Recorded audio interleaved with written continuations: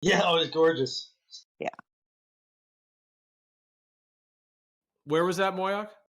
It'd be northeast North Carolina for me. Oh, okay. He's east of me. I'm tickling on the edge of Virginia. And how much did you get? Oh, I'm getting just flurries. It's not sticking. About 60 miles north of me up in Williamsburg, it's sticking. My wife was going out there today and sending home video of the roads all whited out. Wow. It's just kind of unusual for us. I guess it's excitement when it happens. She's on her way to Great Wolf Lodge. Yeah, so I actually started the YouTube live stream. So yeah, I'll just start it off here and say, yeah, welcome everyone to the Earth Awakenings live show. Yeah, I guess I'll just jump into it and say that the last week for me. So basically, I guess this was last weekend. 2 weekends ago, so like 8 days ago. There was a huge snowstorm in my area, and they didn't quite expect it was going to be as large as it was, and we got about 2 to 3 feet of snow, and basically it just took the power out from all these areas around me, like huge power grid outage. Even like the main towns and everything were out of power for at least a day or two, and then other areas have been out for a really long time, 7 days, 8 days, 9 days, just completely without power, and people were having to dig themselves out and everything. I actually my driveway is like long and winding, and it has kind of a steep part at the end. So often, like even if you plow it, it gets very icy. So in general, and usually doesn't snow that much there. So there was no, it wasn't plowed right when it happened. And instantly, because of the power outages, pretty much everyone who did plowing and things were completely being hired out by PG&E.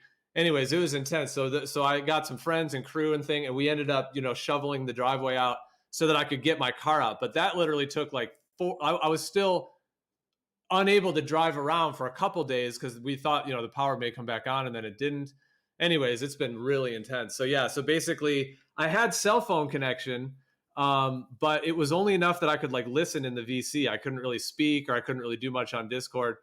So I had like very limited internet. So anyways, that's why pretty much I haven't really been on Discord for pretty much like the whole week, and then been busy with a bunch of other stuff. I mean, actually, like I found out the power is not even going to be coming on until like Tuesday, maybe even Wednesday. So I ended up just renting an Airbnb for a couple of days just so I could get power. So that's where I'm at now. So yeah, it's been a journey. I can't believe like I actually had to leave my house because I mean, I have a generator there, but it's just like a gasoline generator, and it doesn't really power that much. And it's like obviously very cold and everything. So yeah. So anyways, I just wanted to share that. So yeah, it's been intense. This is the biggest power outage I've ever experienced for sure. And Crazy. yeah. Whereabouts, Joe? In do you know like where the Sierras are? Yeah. Yeah, in this whole area, like up in like in Tahoe, they got 15 feet of snow. Oh, I bet the stupid. skiers are loving that though. So, what did the ski lift has to drag you through the snowbank at the end? yeah, I mean, 15 feet. That's just unbelievable. But yeah, I mean, I think a lot of people just stay inside. If you have like a good generator system, you just pretty much stay inside that whole time if you're in that much snow. But yeah, in the area that I'm in, it was just very uncommon to get. It was like record breaking, so it was just very uncommon to get that much. So I think the power grid and everything is just not even designed to even handle that. Like what happened to Texas earlier last year or late last year, I guess. They got although I do wonder. I mean, I do wonder how much of this weather they're modifying, and then I also wonder whether they do some of this on purpose, or like if an event happens, maybe they keep the power outage for longer just to kind of test. It's like testing the grid to see how far they can stretch, not giving people power. Sometimes I wouldn't be surprised. I mean, why wouldn't they if they can? It's a way of separating people, and maybe that sounds crazy to us because we're not trying to separate from anybody, but if we wanted to, and we were in a position to do that, and we wanted to make our own clique and make everybody else go away, we could put some distance between us. And the way you do that is being in charge of these things and making them happen if you want to. So I wouldn't be shocked. I'm not saying that I believe that's what happens, but why wouldn't you if you were that kind of person and had the power to do so? And the people that you surround yourself with, either by choice or just by, let's say, work or social networking, they don't have any objections to you doing it. So why would you care? I don't know. Just make the people that you don't want to be around a little bit more miserable, because you can. Sorry, Gio, I didn't mean to take over here. No, that was I appreciated hearing you. Yeah, no, I agree. I mean, I think, what is that component though? Like in reality, I'll just say reality in general, and also within humans, where like what is the difference between wanting to make things better for others versus wanting to subjugate others for your own benefit?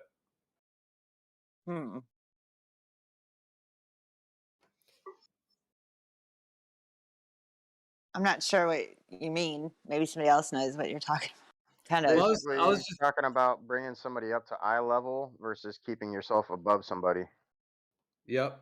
Well said. Well, Yeah. here's what I'm thinking. Okay, I've tried to explain this before. Maybe you guys will get it, because the people I was talking to about it before didn't seem to catch on to what I was trying to do. I'm not calling them stupid. They just didn't understand what I was saying. But I think that what we do, we as a general kind of person, just a not trying to hurt people kind of person, right? We don't want to hurt them. We'd like to see them do better, blah, blah, blah. I don't think that we understand that there are people out there who think that they're doing good for people, but they're doing good for people and because they look down on you, not that they want to raise you up.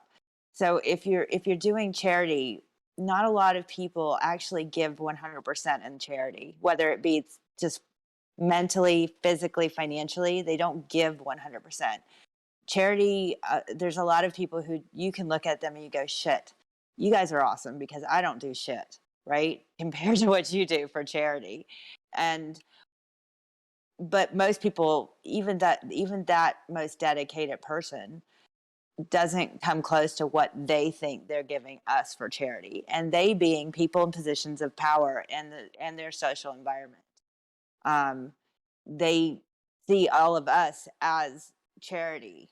They give us charity, and by doing so, they're not going to give us 100%. They're not dedicating their lives to serving us, to being charitable to us and only looking out for us. What they're doing is giving us bare minimum and saying, now go away and we're going to have our lives and we're going to just have to deal with you being there, and we're going to be charitable. We're not going to kill you or anything, but we're not going to make it great for you either. That's just my thoughts. Like, it doesn't, now I don't like that. I think that's what a lot of them are doing. I don't like it, but I don't think that they actually feel like they're being evil. I feel like they feel like they're doing something good for us, but it's not a 100% actual heartfelt charitable act. It's just bare minimum. When you have a pet and you shouldn't have got that pet, there's actually pet owners out there that should never have a pet, but they got that dog, and now what do? They barely take care of it, right? But they keep it alive. What would the alternative look like? I'm just trying to understand how you're framing this. Like, if they did it ideally.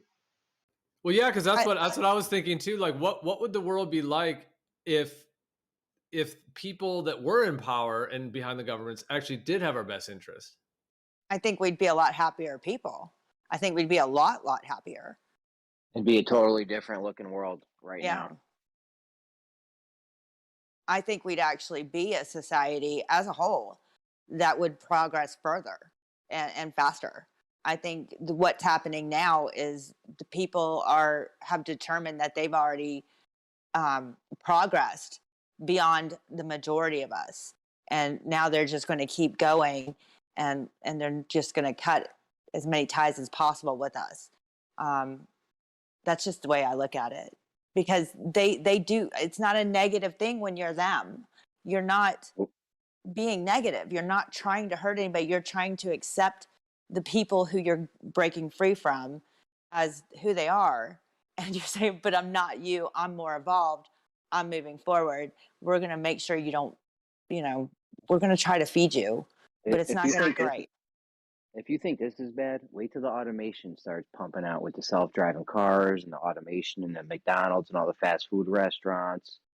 They're really not going to fucking need us then, and that's going to be the point at which they're going to have to make a decision. Or do we just keep these?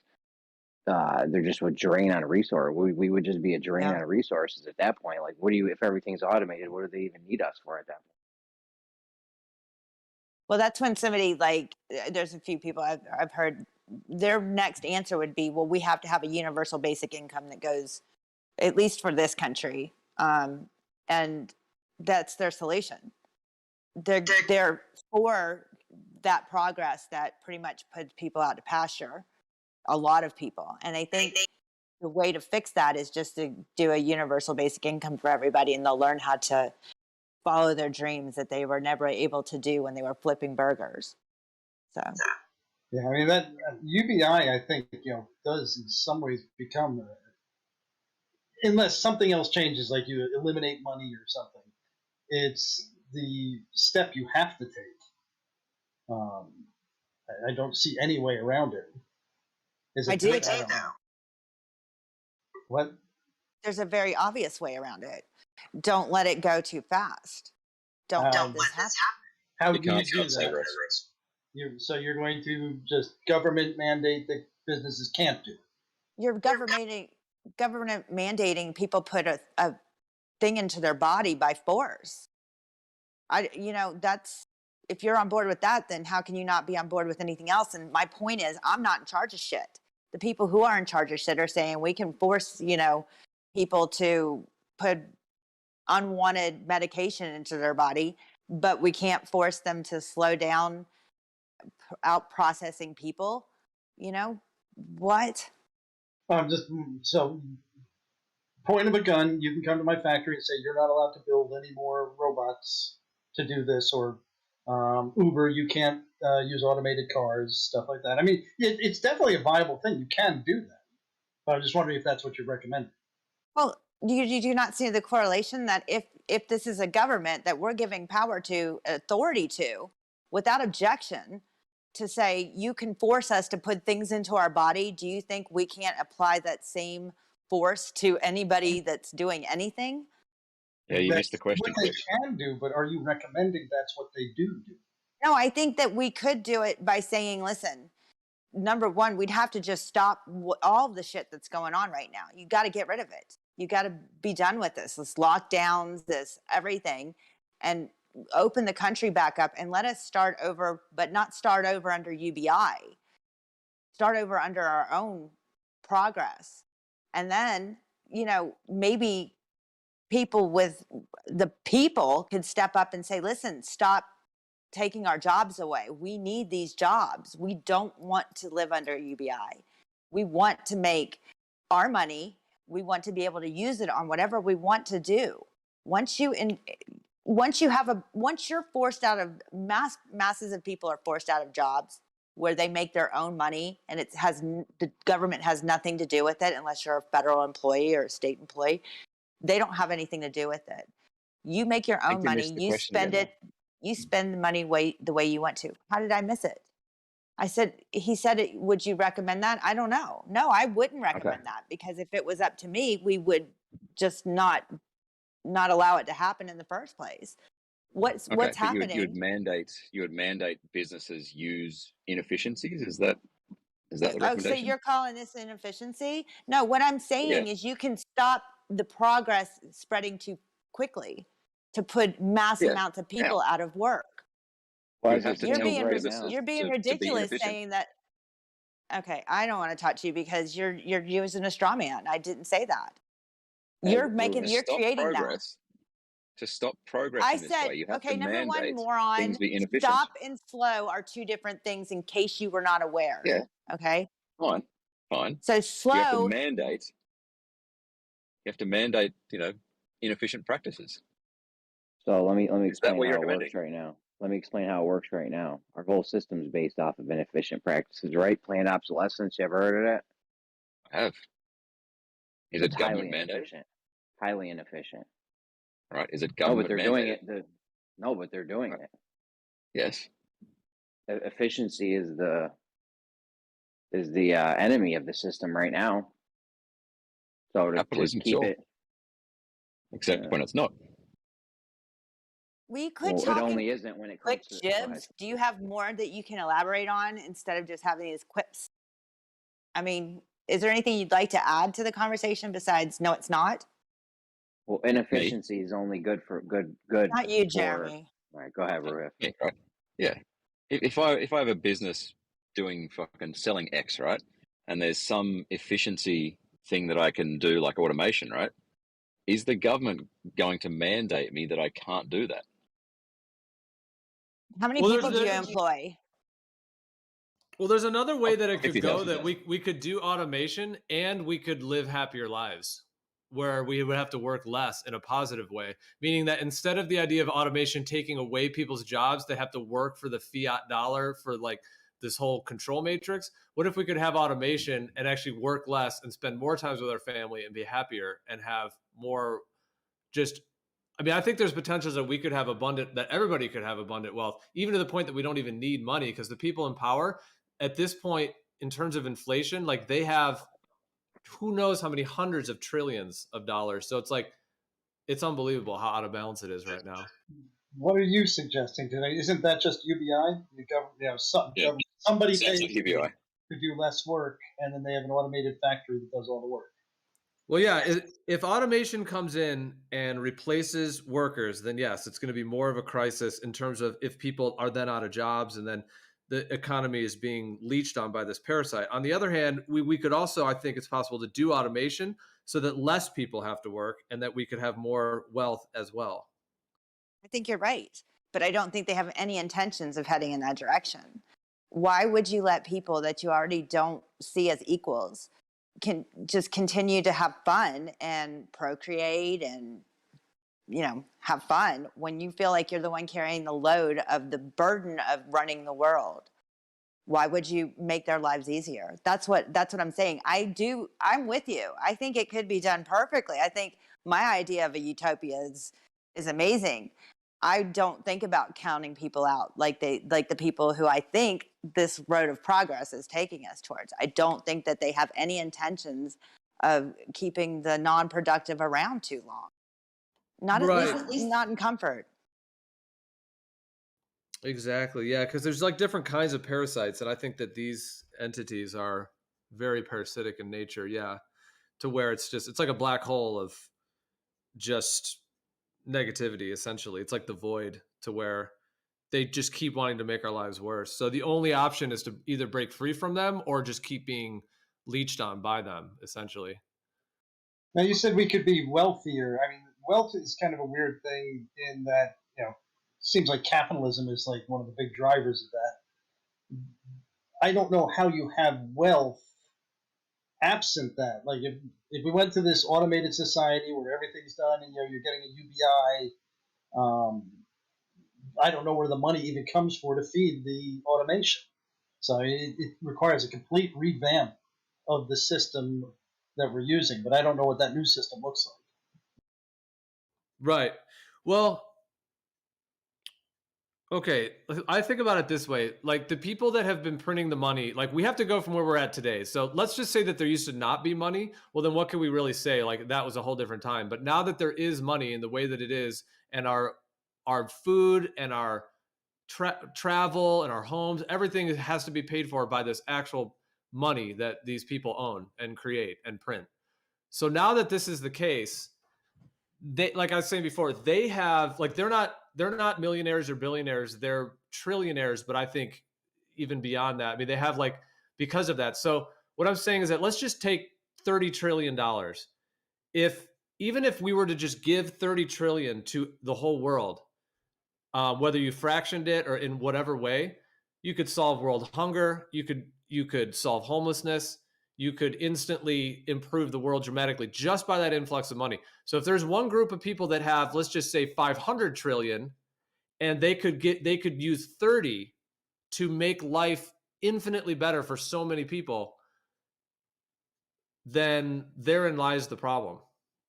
Meaning that we don't have a problem of resources, we don't have a problem of labor, anything like that. It's just that problem of the imbalance that is so extreme because of the way that they've set the system up. I know you won't like this, but there's one thing that like trillionaires do well, which is like it's a concentration of wealth in order to do something. And if you took all that wealth out of their hands, I don't know what the world would look like. Just taking like Elon Musk and assuming that what he's doing is real for the moment, for the sake of this argument.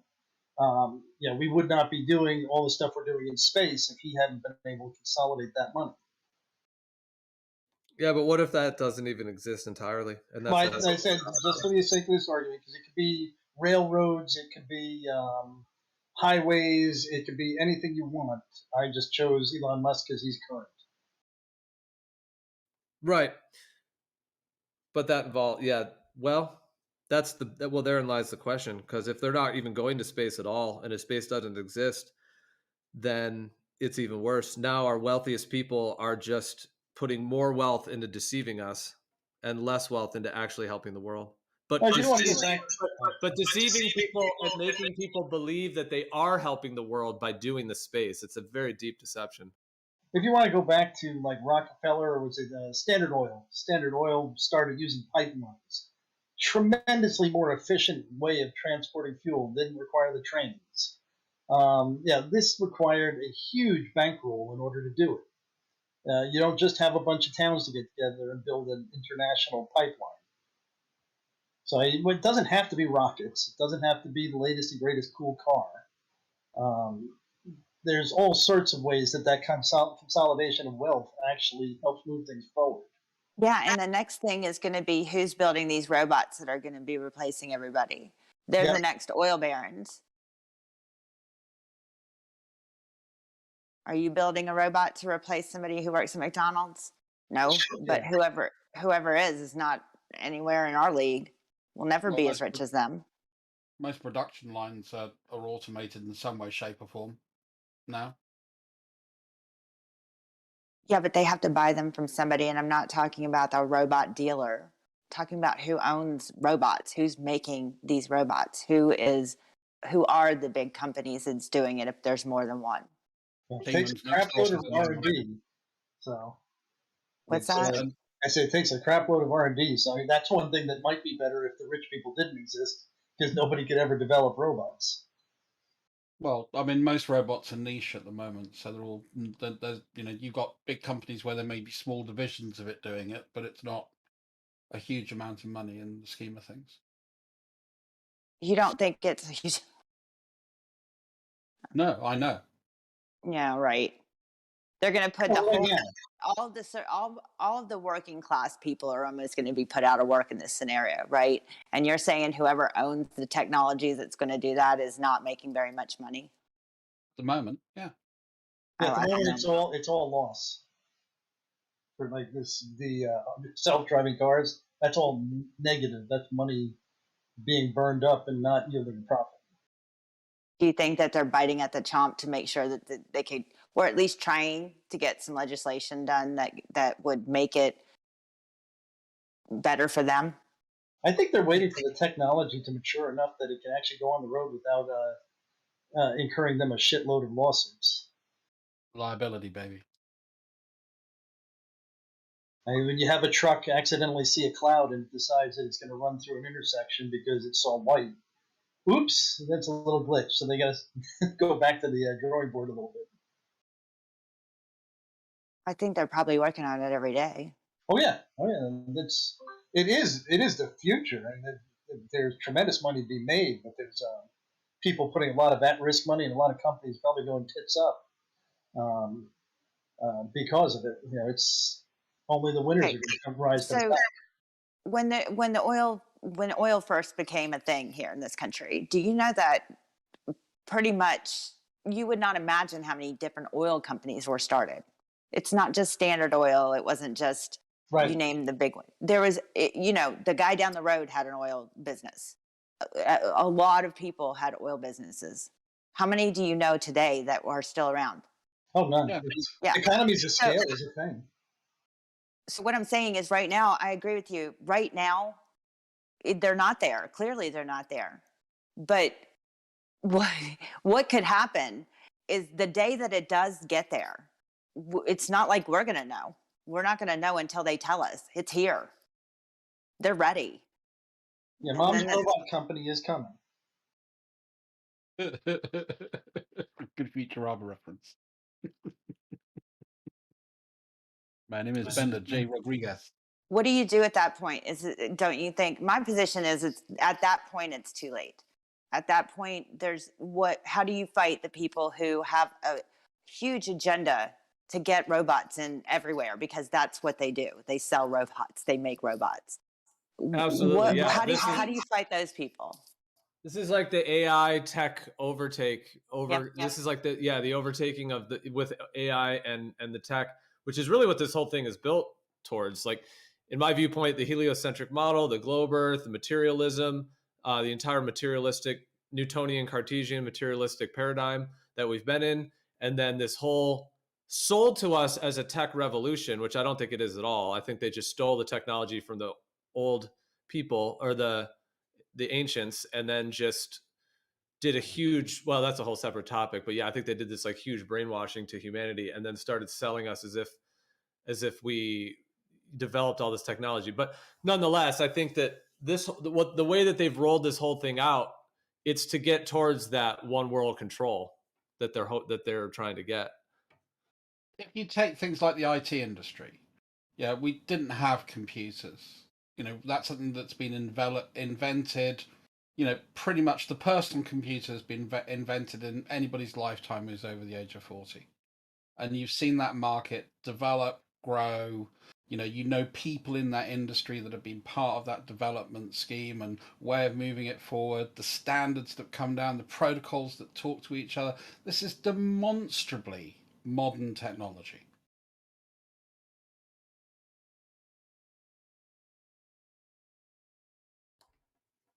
Well, what I'm suggesting is that this technology has actually existed, and the people who are selling it to us have hijacked it, and they're now using it to control us. Whereas what we used to use it for was for free energy and for just enjoyment and spiritual connection. Nobody ever used computers for free energy, Gio. I mean, computers were there to basically get rid of an awful lot of clerical staff, if you want to be really rotten about it. There's an interesting comment that was made before I just went off and I looked at the numbers. Somebody said if we just gave the $30 trillion to everybody, that's only 3,700 people, 3,700 each person. Back on topic. I just thought that was interesting. Well, that would be if the population of the Earth is correct, which I don't think it is. I think it's way off. I think it's way. How much do you think it is? I think it's way less. Really? By how much? Because we're at 7 billion apparently, right? Yeah, I think they say it's almost 8, right? 7 point. Well, this is saying, I just looked at it. 2020, they say 7.7. I think it's almost a third less, but a little less than a third. So maybe more like a fifth less. So maybe, I'm just completely going off my own general intuition. Obviously, I haven't counted everyone, right? But I think it's more around like in the low 5 billion. Around so 5. So what would you? No, I have no way of knowing. I have to just take the word of whoever writes down how many people live on the earth, right? But how would you? Why would they need to make up 2 billion, 3 billion people that don't exist? Like, what? I'm genuinely asking. I'm not trolling you. Why would they? What would they get out of having that extra fake 3 billion people? Oh, that's a great question. The first thing that comes to my mind is mainstream medicine, which the darkest part of mainstream medicine, I call it the controlled death matrix. So basically they're controlling humanity's death. And by having that big of a buffer, that's the first, I think that's probably at the top of the list of why they're doing it, is they're controlling the population and controlling the death process, and then therefore have to control the numbers. Because I get what you're saying. With the extra 3 billion people, that would be a good number to play with. I mean, you could have a war, you could have those major catastrophes, and to say, oh look, there was an earthquake in Mexico, 1 million people died. Exactly. And then what's Hegelian dialectic on now too, the last 2 years. But yeah, go ahead, Crit. I would say the Hegelian dialectic or dialectic. They create a problem: overpopulation. Oh, Move that's a back good to one the too. city. Yep. Yeah, there's that skyscrapers. agenda as well. Yeah. Invent a problem, then invent a solution that they wanted to, was their agenda in the first place. They got people to herd. They just herded cats to where they wanted them. Well, I look at the sort of the small town, village that I grew up in, and there's a shed load more houses there than there were when I grew up. Because I remember when that was all fields, and it's not anymore. Same by me, man. And they all seem to be occupied.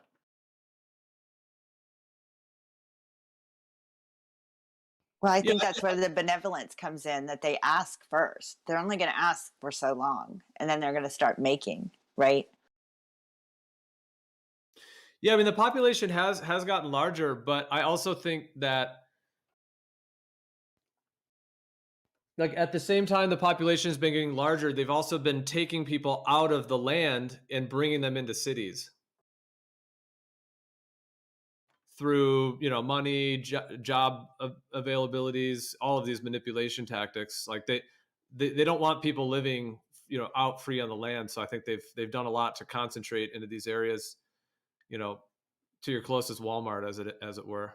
But the funny thing is that there's not land opening up. Like all the people who moved to the cities, the rural areas still are growing in population also. So there's not like empty houses all over the Midwest. Well, unless you get to Detroit.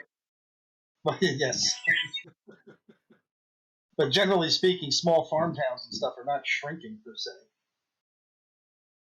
Well, I hear you, but I mean, the population's growing. Well, it's a mixture of all those things, yeah. But I mean, the population's growing, and the cities are becoming more populated with more resources and cheaper foods, and or at least what they're trying to do in a sense. But I was looking up some stuff for that. And it's interesting because another server I was talking to where people talk about white genocide, that white people are being outpaced in population growth. well, then there's all that stuff, yeah, like with what they've done with the like races and all these different things in terms of numbers. And I mean, really, what's going on now the last 2 years has been, not to necessarily take it on that whole topic, but it's just in general, like what's been going on the last 2 years has been a massive eugenics initiation of a new medicine and a new eugenics. Like when they did Social Security, it was just a money grab. They planned on people not living long enough to collect. That's weird. The average age has gone up in my lifetime. You think so, though? You really think so? Because I actually don't. I think humans used to live way longer. Like, I think it's easy to live into like the 200 to 300s. Can you point to an example? That was a big ding on Bush. George Bush said that the average life expectancy dropped under his presidency. A lot of the liberals kept saying that over and over again. Like it was 7.1, and now it dropped to 68.9 or something like that. That's really low. I can only Pretty sure in judge by my Australia, family. it's like Sorry, go on, 80. Ruth. I thought Australian life expectancy was about 80. Surely it's not 70 in America.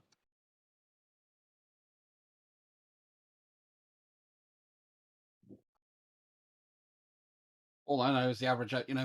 My family, my generation above me, You know, my dad died fairly young, but then again, he was an alcoholic and a smoker, and you know, died of unnatural causes, if you want. But my mum, my uncles, they're all still alive, all well into their 80s. Gran lived into her late 70s. My great aunt lived into her late 90s.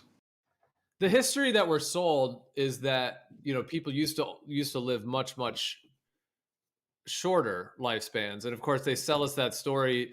It's selling us on the whole tech revolution thing, which is what they're using to try to basically get this control that they're trying to do.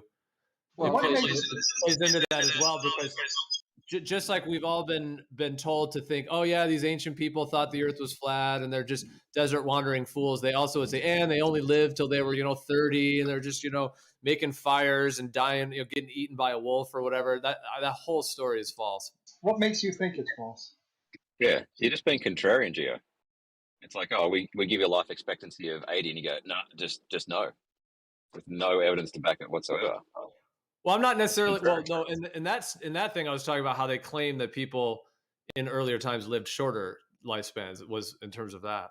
But go to any graveyard, you can see that. Yeah. I just looked it up. This is from 2019. It says 78.79 years is the average life expectancy in the United States. United Kingdom is 81.2, and India says 69.66. What's Australia? But look at the average age in 1960.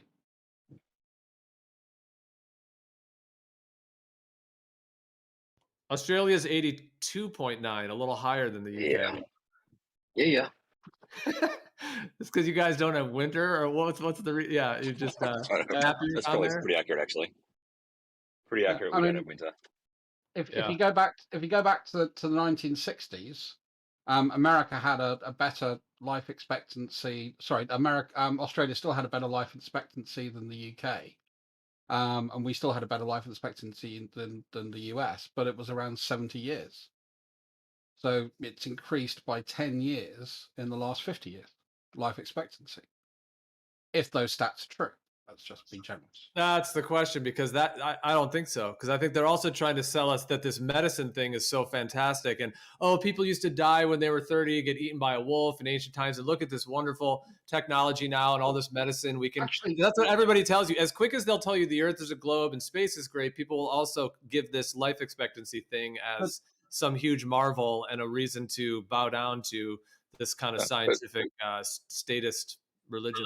But the only reason you would say that, Gio, the biggest is not because of any evidence.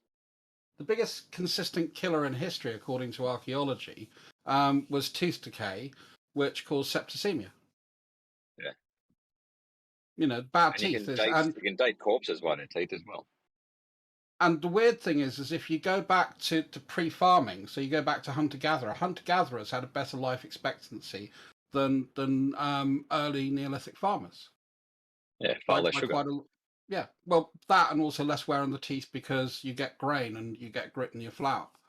And that was a problem with teeth. So you had this wearing down, and teeth seems to be the big thing. And then obviously you have, the anecdotal incidences of sort of plague, various types of illnesses that then spread around. But antibiotics are one of the biggest things that have extended human life. And then working on a farm is just dangerous. A cow's going to kick you in the head every once in a while. You're going to lose 2 or 3 kids to that. Yeah. And infant mortality rates has gone down radically. I mean, to be fair, I bucked the trend. I've got 3 kids, so I'm well above the average fertility rate, if you like. You pussy! I got 4. I got 4 as well. So, Gio, I had a question, just so I'm clear for being here. Okay. Was this a debate or was this more of a discussion? Well, we can do whatever. Like I said, I was without power and internet like all week last week, so I wasn't really able to be on Discord at all. This is currently we're doing the Earth Awakenings live show. So this is a show between like 5 to 7 Eastern time. So we're about 45 minutes into it. But since I was completely away from Discord for that whole week, I was just kind of running the show as is. So we can do whatever. I mean, we could do a debate. We could continue with the discussion, but whatever you guys prefer. I think it's just pretty much open right now but I mean, during the show, like we do different things at different time periods, but right now it's just open chat. Just organic. And by the way, Jay, I'm really pleased you got your power back, man, because that was, yeah, not good. Yeah, I shared a little bit of the story at the beginning. Oh man, it was intense. Yeah, we got hit with like about 2.5 feet of snow, and whole power grid got knocked out in the whole area. And then I'm a little bit further out as well, so I think takes them a little longer to get out to fix it. I mean, when I drove out of my place, like once I finally got the whole driveway all cleared out and I was able to get my car out, as I'm driving down the road, there's literally just trees hanging on power lines like over the road. So it was wild here. It was a big storm. It just must have knocked out a lot of power lines, but it was even visible. It makes me pleased that all my power is delivered underground. The grid isn't, but an awful lot of the local power is underground here. So yeah, it took quite some time to kind of knocked out this whole area for about a week. Thank God you had a Jenny. You know, if you didn't have a generator. I mean, it was hard enough for you to get fuel for it. I know that, but you know, thank God you had a generator. Yep. Well, for sure. Yeah, I pretty much have to have one in California these days. Can't imagine that was cheap. Keep it running with the gas prices. Well, actually, when it first hit, all the gas stations in this whole area were not even pumping gas because all their power was out.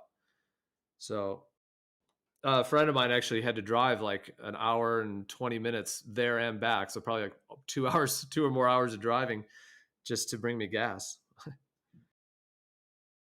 That is crazy. Yeah. Because at that point, I couldn't get my car out. So That's why you got to run out with the 20 gas cans just leading into the weather event. Was that friend a flat earther, Geo? No, not. I haven't actually talked about it with him. He's not. It's actually someone that.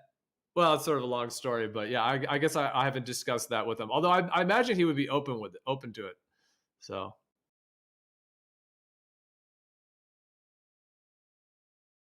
Yeah, I think again. I mean that's the weird thing. I've got family up in Portland, and they've had a fair amount of snow, and I've got family down in North Carolina, and they were having balmy warm weather. It was really weird.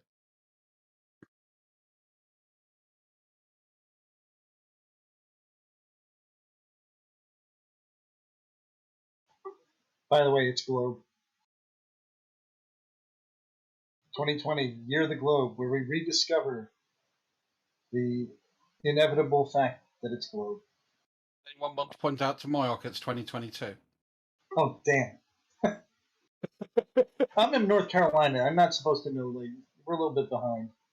Raleigh. Moyoc, do you come from the position though that you're actually more interested in the like in the two possible realities? One reality is that it's definitively proved to be a globe. I know some people may think it already is definitive, but obviously many don't. So if there is something that is definitive, and then we all say, okay, up it's globe and all that, or whether indeed it is a planar surface, an extended planar surface, which would you prefer as just a general outcome? Not like whether you're right or wrong, like an ego thing. I'm just saying like from the perspective of which outcome of reality would you prefer? Oh, well, sorry. I would go for the one that has the evidence, the truth. So I mean, that's the one I'd want. I don't have a preference to whether it be flat or globe. Evidence isn't necessarily truth, but more power to you, Moyoc. So you would want the one that's true. So, I mean, that's a good answer. But I was more saying like for the actual consciousness experience, as it were. Between the shape of the Earth doesn't affect my life very much. I mean, there's a couple of formulas that I have to worry about when I'm doing cell site design. Other than that, those are all nested deep in the software that I use. Other than that, I don't really have any need for it to be any shape. It has no impact on my life. Yeah. Well, then if you're willing to go with the one that's true, do you feel like you have found that? Or are you still... I have extremely high confidence that it's a globe. Okay, high confidence, but you would not say it's definitive yet. No, high confidence for me is definitive. It's extremely high. It's like 5 nines.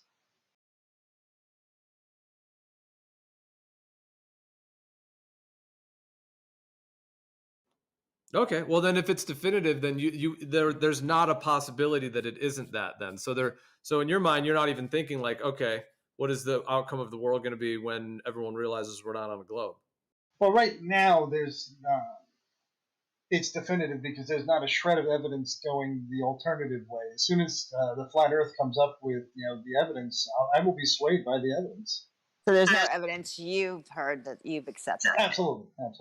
Okay. I'll take any evidence, please. I mean, it's 2022, the year that the flat earthers are going to prove that the Earth is Well, flat. they have given evidence. They've Please. absolutely given evidence. It's been unaccepted as evidence. What is this evidence? Respect Twit. Have you not been in the same chat I've been in every day for a year?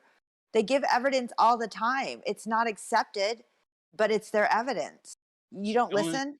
Right, lasers and whatever else they have had things that they've done. I think they're poorly done. I'm sorry. This is the 2022. So the only thing I've heard in the last 3 days is it looks flat. That is true. They have really stepped away from actually producing anything. There is the old tests that have been, in my estimation, debunked, and then there's really not been any new tests in the past 2 to 3 years. I've not heard any evidence in the last 3 days other than it looks flat, and that's it. Can you go back on mute? I'm just kidding. Can I go on mute? Sure, Just I go on kidding. mute. Yeah, I mean, I'll just listen to the evidence. No, I don't. I'm just wanted to give you a hard time. Well, are you asking for other people to give something to you, or are you seeking it? Well, I'm seeking it. I'm looking for the shape of the Earth. And me, for the most part, I'm waiting for somebody to give it to me because everything I've sought has fallen flat on its face. So either I'm just not skilled enough to find it, and I'm going to need somebody to dump it on my lap. Some new evidence, you're saying? Oh yeah. Yeah. Well, when we look at the magnitude of what this is, what the Earth is, and the limited resources we have, it makes sense. Well, I mean, you could even do things like as simple as show how navigation would work. Like show me the distances between the continents. These are things that you could reasonably find out from the people who are around you, or doing it yourself. Like you could get in a sailboat, you could sail across from England to New York and find out that distance is right.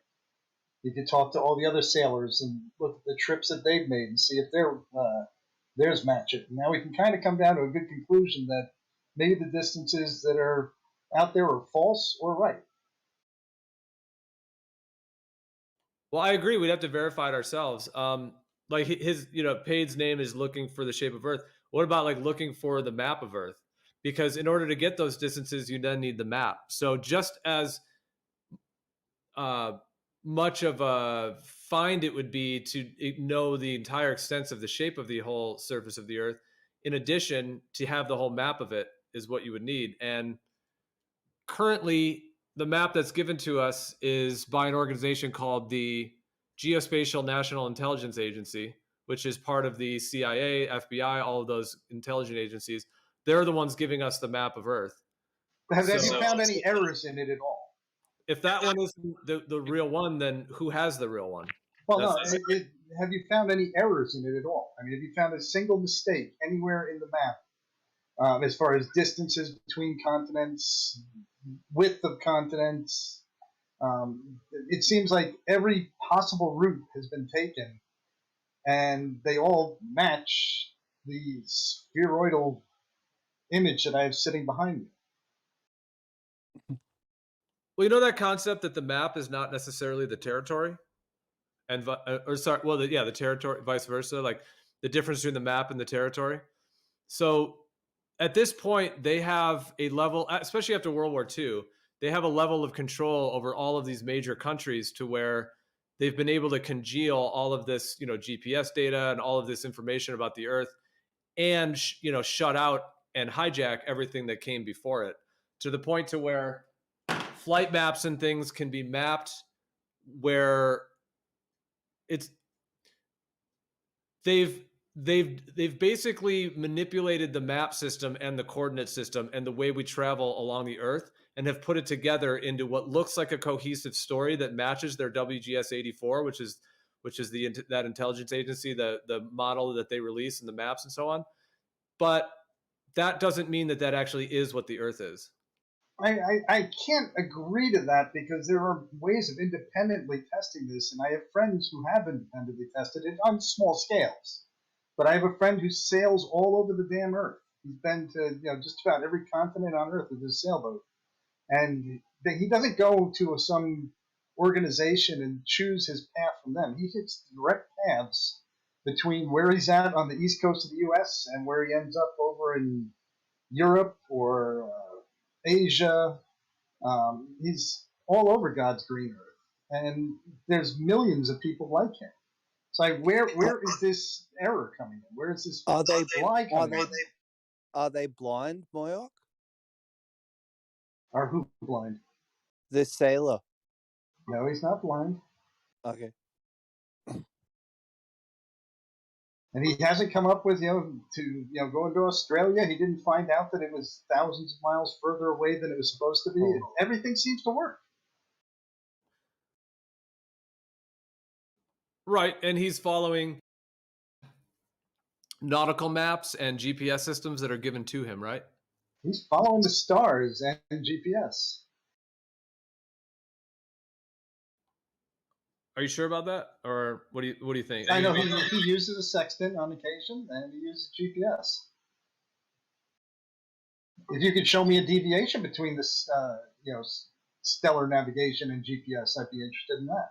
And this is where, like, the flat Earth, all they have to do to me is start showing me that these things aren't accurate. Show me that it's not really 130 miles across Long Island from tip to the end, or it's not 2,000 miles to Spain from wherever. Right.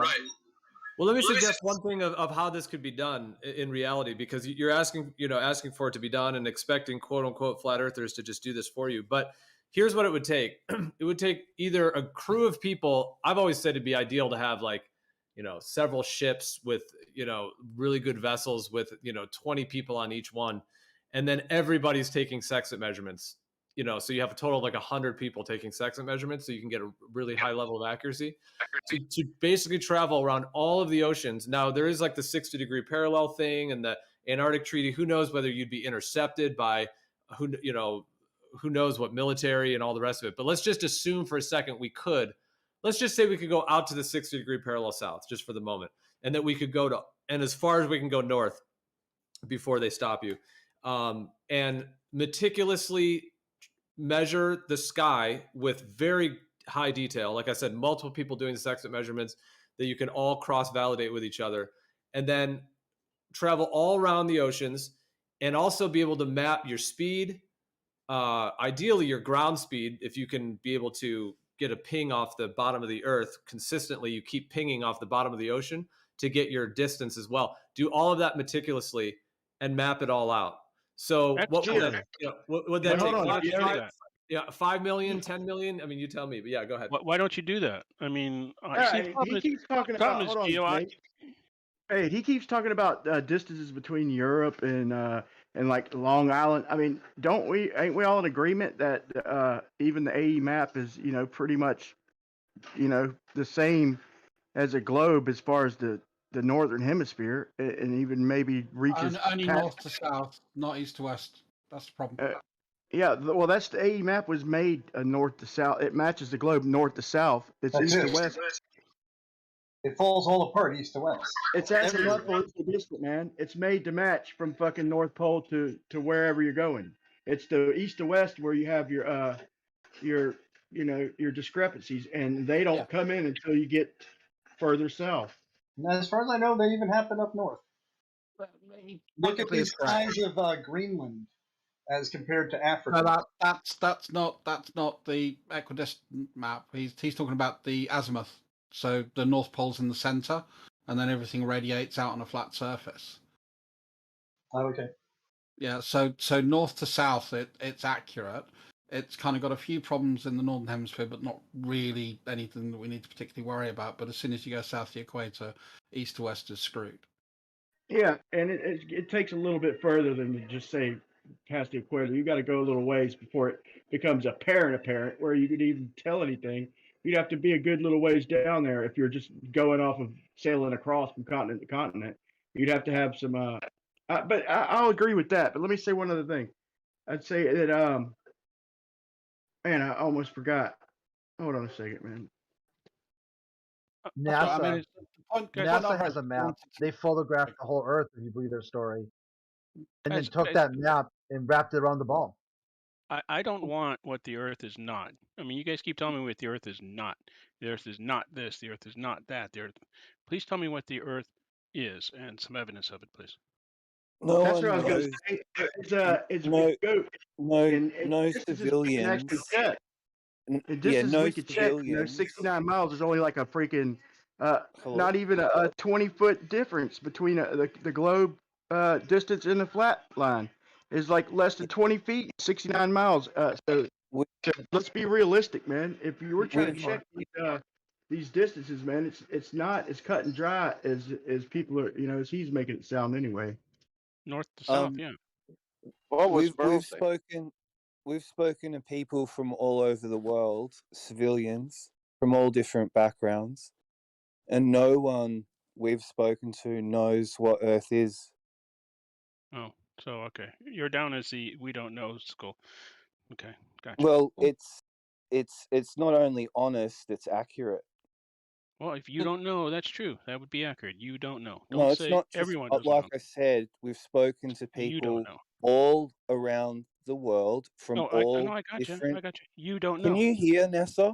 Or have I you hear, got just so but you're much not. You can't speak earwax for in there? everybody It's just because not working. everybody doesn't know, and you don't know, and that I put you down No, for. You don't know. there's enough people we've spoken to, like I just stated. Then you add things up. The more people you get that answer from, that Gotcha. no, they don't know what Okay, the Earth you is. don't know. Okay. Okay, thank you very much. Anybody else know? I'm very certain that it's a globe.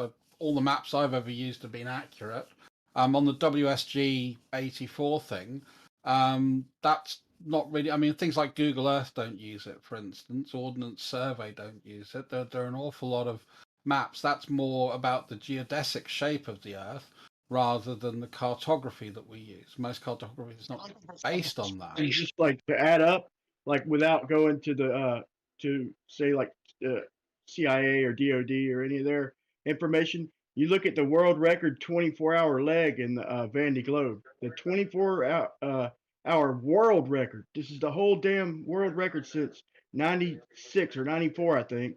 And their fastest 24-hour world record average time was 22 miles per hour.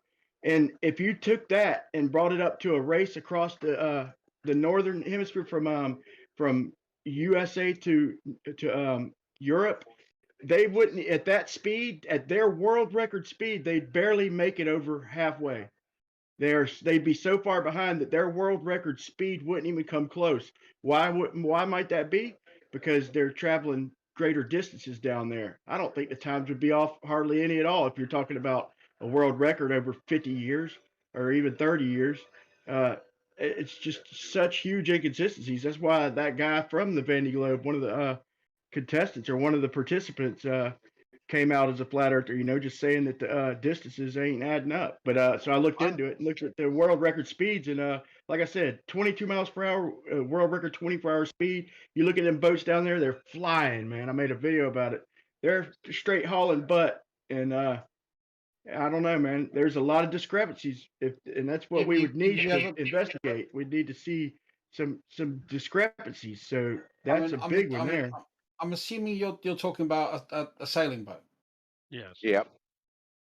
So again, 22 miles per hour is going to be the average over that period, because you're not going to have that consistent wind all the time, are you? And at certain points, you might have to be tacking. Well, you'd think after 30 or 40 years, you'd have at least a day equal. One day in the South equal to what we get here in the North. Like I said, the 22 miles per hour in the North Atlantic race would barely make it. It'd make it a little past halfway, and the world record speed would have got left in the dust by every single freaking person in the race. It wouldn't even made it, like I said, halfway, and that's world record. I mean, that should at least make you say, scratch your head a little. Do you know what that guy's name was? The guy with the world record, boss. The guy that went flat Earth. I have to look up his name, man. He was on Globebusters. The transatlantic yacht race, the quickest time it's ever been completed is 5 days, 22 hours, 46 minutes, and 3 seconds. Yeah, the world record time is like is 29.7 miles per hour or something like that. I forgot. I did a video on it. I'm gonna post. I'm doing some simple math here, and from England to New York is approximately 3,000 miles. 3,000 miles at 22. Excuse me. At 22.5 miles per hour is 133 hours. Divide that by 24, it's 5.5 days. So I don't know where you're coming up with. They do a 4,000-mile race, paid. 4,000 miles? In fact, I got all the stats and all the information pulled up on the video. 3,000 miles from England to about New York. A little over. That's 5 days. 6 maybe. Transatlantic yacht race is that the course is about 3,000 nautical miles.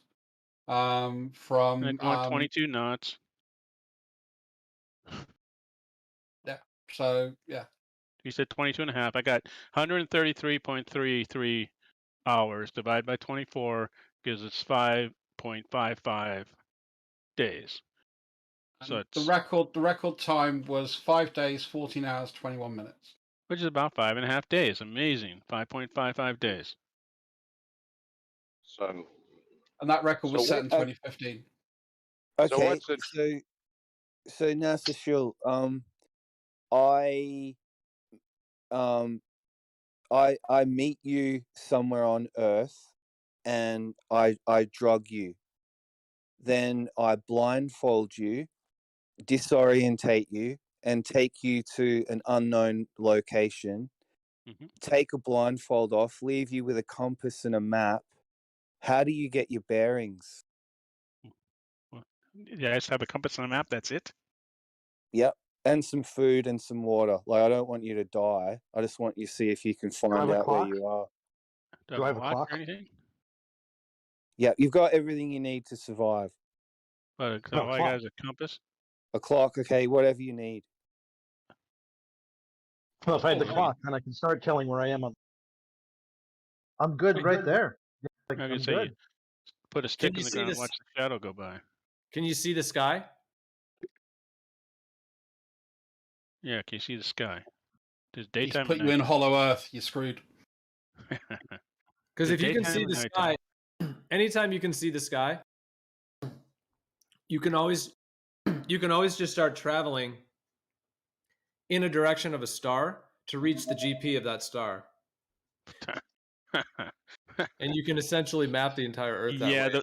The problem with that is unless it's the North Star or the Southern Star, you're gonna never catch up with the GP of a star by walking. No, I don't mean walking. No, not walking. I'm saying traveling, whether, probably slowly of some sort. But no, what I'm saying is that you can simply travel to the GP of any star to reach the point under the Earth. How would I know where I am, though? How would I know? Do I have an almanac and a sextant?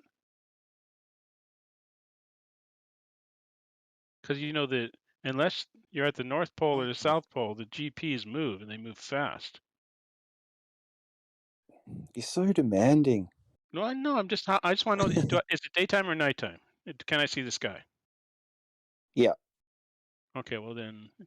You're going to take time doing this, so you're assuming that you got days and nights going past, because, you've just been given a map, a compass, a watch, and a sextant. How about this? Take someone into one location at nighttime, let them stay there for like a week, and give them a sextant, and just let them camp there for like a week. and then blindfold them, put them on an airplane, and take them somewhere totally else out in the world and give them, drop them there and give them the same thing, a sextant, and like you said, you have this stuff you can survive with.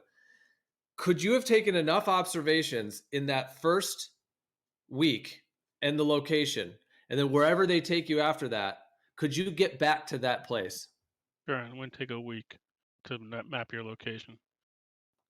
Huh. No, it wouldn't take a week, but I just gave it a minute. Yeah, it would take minutes. I mean, no, look, we'll give them a freaking year. We'll give them 5 years. But when you travel, you have to don't bring maps. Bring an actual globe. Bring an actual globe and get anywhere at all traveling. Sure. Well, as long as I can have a globe that's the same scale as the maps I use, I'm happy. By the time you almost died, you'd put a disclaimer on your globe too, and say nobody tried this. Look, not for educational use. For you've got globes that are for educational purposes, Brian. You know this. It's been said many times, and you've been shown them. If I can have a really big ass accurate globe, sure. I mean, something like Google Maps would work. Well, I'm just thinking if the globe's big enough, you could use it for a place to camp inside. Yeah, we need a pretty big globe. Yeah. That's why we make maps, because I the globe live in that my big globe. That's why we make maps, because they're projections of the globe on flat piece of paper. They're easier to carry around. What I could say that I could definitely do is I could get to the same point north of, if it's in the northern hemisphere, because I know the northern stars much better than the southern stars. I've only been to the southern hemisphere, maybe 15, 20 times. And I could definitely get to the same, latitude north. So I could get to that point, and then given enough time, yes, I could find my way back to relatively the same point. What we need to do the east-west bit is a tricky shit. What we need to do is come up with another grid system like the Navy's. We need, without longitude. We need to, but it's so hard to do because you need a point of reference to start, and if the sun is, even if it's not doing perfect circles. I mean, just a reference, oval or ecliptic or circle. I mean, and then the North Pole for a starting point, you almost had to do the way they did it. I mean, it's almost, you'd have to have some hella crazy equipment and a fleet to make a type of grid system that's not the way it's expanding circles, man. I see why they did it the way they did it, man.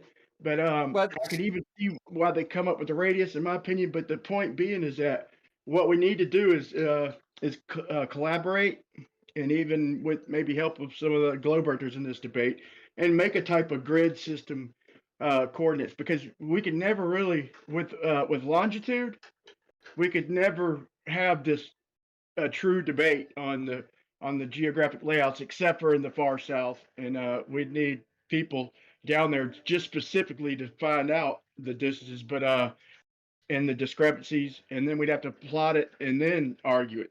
But to really argue it, we need to make a grid system. We can't do it with a longitude-based map, globe, whatever program. Can't do it as long as there's longitude involved.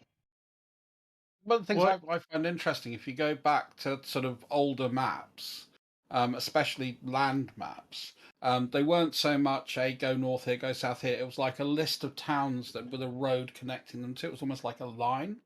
And that's how you get from point A to point B, is you literally navigate by the towns you're going. And if you go back and look at sort of the ancient mariners, most of those, I'm not going to say all of them, so I don't know about, but most of those that we have evidence for were hugging the coastline. They weren't going out into deep waters. And again, we have writings about that. And it wasn't really until you get to relatively modern times, sort of 10th, 11th, 12th century, that people started sort of being a bit braver and crossing the ocean. They would sail across the Mediterranean. The Phoenicians would. They were still coast hugging. That's why if you look at the Phoenician city layouts, it's almost like badoink, badoink, badoink, badoink. And then you tend to find that that's why. Were they cut across at Crete or something, or what? Not even that. They'd kind of go from the Peloponnese over to Anatolia, then they go around Anatolia via sort of the main cities in Lebanon, and then they go around North Africa. I and thought they figured out you could sail across. Somebody there figured out you could sail across them. I thought. yeah, but they were kind of like the sort of risky brave dudes, as opposed to the general rule. Most of the trade routes seem to follow almost like a coast hugging type environment, and quite often we have documentation that says they put in at night, so they wouldn't sail at night either. Look, I was looking into some of the southern latitudes, and like between Hawaii and what's the name of them, the islands, like in between Hawaii and South America, the not Polynesia, but Galapagos. No. Oh man, I can't even tell the story. I can't think. I mean, the famous. That's all right, Brian. I'll steel man you. I'm going to look it up now. Yeah. Well, anyway, the point is, it's a trip that their ancestors used to make, and there's some heritage over there. You know, they were talking about it, and there's 2 weeks out of the year that the Southern Cross is pointed right at the Tahiti. Tahiti is what I'm thinking of. If you can hear me, it's Tahiti. And I think way 2 weeks out of the year, the Southern Cross is pointed like right at it lines up where it's pointing at Tahiti from Hawaii.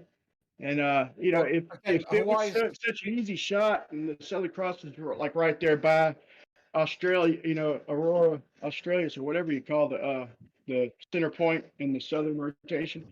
If it was just right there, they should be able to all year round. They should be able to say, look, we just line up with the Southern Star Trail. You know, in March, we just line up a couple degrees west of it. You know, at the beginning of the night, or a few degrees to the right of it.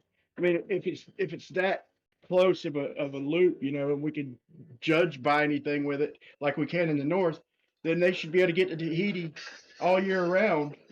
You know, just like I said, just by you know, gauging the degrees from the Southern Cross. You know, it's not that far away from the center. I mean, but they can't do that. It's 2 weeks, a tight 2 weeks during the year they can make that route. Yeah. A couple of things. Hawaii's in the northern hemisphere, and you're bang on. You can see it just before sunrise in late December and early January. Just before sunrise. So you don't just need to have the hey, we can see it, but you also need to have the hey, we can see it and the sky's clear enough for us to actually see it. So it wouldn't take much to really screw you up there. That would be. I remember right. The Tahitians weren't big on stars. I thought they were more wind currents and wave currents and stuff. I definitely could see that. If you can't see the thing, then yeah, it'd be hard to. No, you can between. I thought Hawaii was right there by the equator, though, man. No, it's about parallel with sort of like South California, Baja, Mexico, I guess. Sorry. Roger that. Brian, do you know what this means? 60 nautical miles per degree to the zenith. Do you know what that means? What are you talking about? 60 nautical miles on the map? Yeah, per degree to the zenith. Yeah, the zenith, the star right overhead, right? Curved water says because of that it's game over and the Earth's a globe. I mean, that's fucking goddamn ridiculous, dude. What the fuck are we doing here if it's something that simple? I mean, look. I don't know. That's a good question. What are you doing here? Man, look, the heavens were mapped 180 degrees from horizon to horizon, a hemisphere, man. That's the way the shit was mapped, dude. I don't care what side you're on in this debate. You can't deny that. You can't map it as flat up overhead when we're seeing in a sphere. And I mean, Jesus Christ.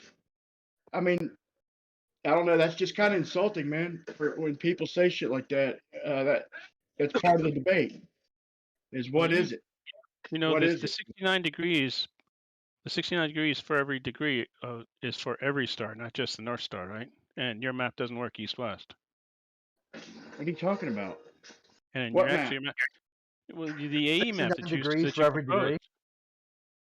So 69. No, the AE map doesn't match longitude, bro. It doesn't match longitude in the southern hemisphere. It matches it in the north. No, actually, distances are off. Well, despite let, your, let me jump in and say this. I mean, essentially, well, okay. So if there's a celestial sphere, then we are mapping a sphere, but we're mapping the celestial sphere. We're not mapping being on a sphere. Actually, So we're mapping the 60 degree per nautical mile, is indeed the connected to the radius of the celestial sphere. That doesn't work. Sorry, doesn't work. And is it an work. actual? You just said, Yeah. it doesn't work. All right, Doesn't work. over. Debate's Well, over. Yeah, it doesn't work. Sorry. Is it that was, an that was actual? 2021. Just 1 second, please, and then I'll be quiet from 2021 was the year of the sextant. That didn't work out very good for you. I showed you how you got your radius. Very, Map a star, very 20, simple question. 2022. 60 nautical miles, 1 degree, and you get your Yeah. radius. But the problem is Where the are you radius goes getting? above ground. There's no radius down to the center of the earth. The radius is one degree, 60 nautical miles or 69 statute miles. You got 3958.7. Your exact Earth radius mapped above And I've ground. explained this to you, Brian. I've explained that Look, you I'll are say it's fair. You conflating. can move it down to the center. That was spot on. But I agree with you, Brian. That was spot on. But let's give Ruhif the floor for a sec. Yeah, Brian, I've explained to you that you're conflating that right angle triangle with the sector at the center of the Earth. That's where you're getting that radius, right? I've explained that to you before. He doesn't care. He really doesn't care. See, Yeah, it doesn't care. You're 2022. repeating the same shit. 2022 is the year that the flat Earth is going to show. Let me respond real quick. What did you say you explained to me? That you're unwittingly applying the small angle approximation. That's how you're getting that 3958.7. I know. Okay, yeah, you could say it, but you would also agree with me that if you triangulate 69 statute miles with 1 degree on, that you would triangulate 3958.7. It doesn't work when you get down. Yeah, and the reason you're getting that is because you're only doing it for 1 degree, and if you do it for small angles, you are conflating that right angle triangle with the sector. Right? It's called the small angle approximation. Okay, so it's wrong. I 100% agree with that. But guess what? So Guess do it what? for 80 degrees. Well, hold on now. Well, Ruth, is it fair to say that if we were starting from scratch, the first degree that we measure, let's say the people first doing this, the first thing they would do is triangulate that first degree, the best double checked 69 mile measurement with a 1 degree drop in the stars, and they come up with, let's say, 69.1, and they checked it, double checked it, triple checked it. That'd be their very first measurement, and that would give them. That would not what be do my you first know? measurement. That would I'm not be saying my first measurement. if you were first going to apply triangulation to the heavens, then you check 1 degree first. Well, first of all, you don't triangulate to the stars either. That's another issue. But yeah, I know you don't. Ignore the name. We know that you don't. I would check multiple. Different angles, like 30 degrees, 45, 60 degrees, whatever. Try and do the trigonometry, see that it fails, and realize that your thing doesn't work. You see that it fails and realize that you don't know what's going on in the heavens, that you don't know exactly how the sun even works. You don't. You can't need to know how it works. You can't. Hold on, Paige. Stay out for just 1 minute. Let me. That wasn't me. Just a second, Paige. Sorry. That wasn't No, me. you wouldn't concede that the first thing we would do is double check our measurements, and you don't think we could get a more accurate measurement of in 69 miles as we can extending out to like 140 or even 500 or 1,000 miles. We'd have to narrow it down.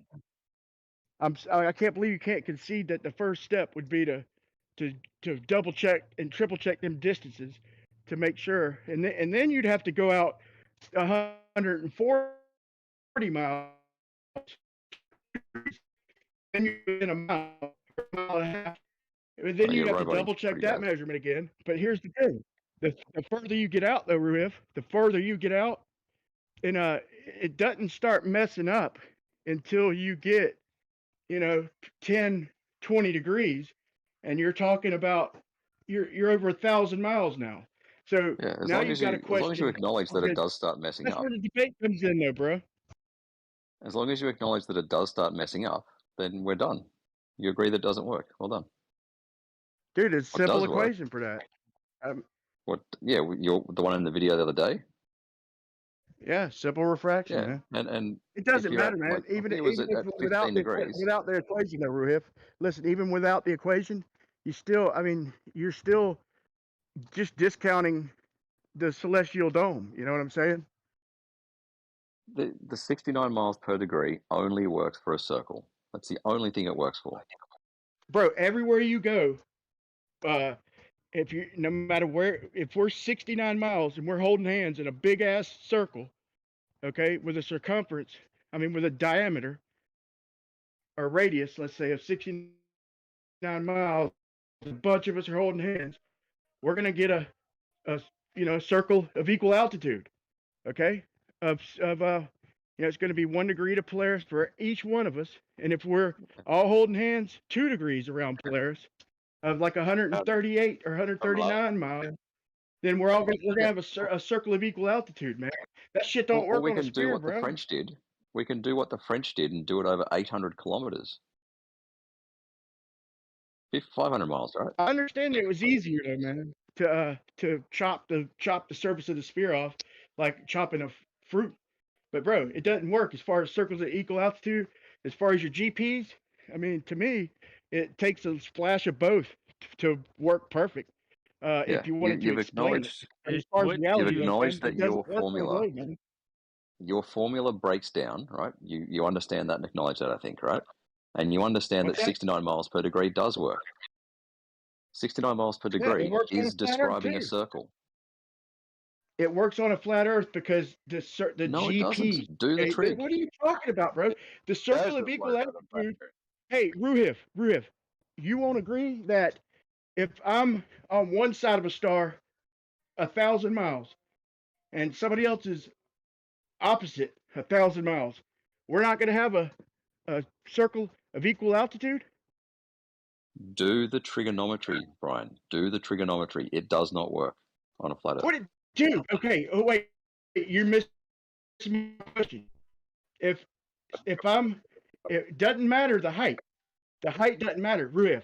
If I'm 1,000 miles away from Polaris, no matter where I'm at, I could draw a circle on a flat plane and have a circle of equal altitude. That's not how it works. Doesn't matter how high Polaris is. They'd all match, though, wouldn't they? That's not what the They circle would, of but equal then altitude is. do it from a different distance, and it doesn't work. It wouldn't matter from a different distance. Why would I need to do it from a Ruif? Why would I need to do it from a different distance? Because the trigonometry fails, but the 69 It miles doesn't per matter. degree You're not works. using Yes, it you're not does. using Holy different shit. distances with a sextant, bro. You're taking 3 stars and you're drawing circles of equal altitude. So no matter where you're at around that star, you're gonna fall on that circle. I mean, how do you determine determine that, bro? If you can't concede that, to me, you're not being honest. I understand your argument. Give me three angles, 3 different angles, and I will show you how the trigonometry fails. Bro, maybe you're not understanding what I'm saying. Okay, I don't ever need to triangulate different distances to one star ever. Okay. Yes, you What do. I'm telling you is that no matter how far away. Hold on. How are you getting the distance in the first place, Brian? How are you getting the distance?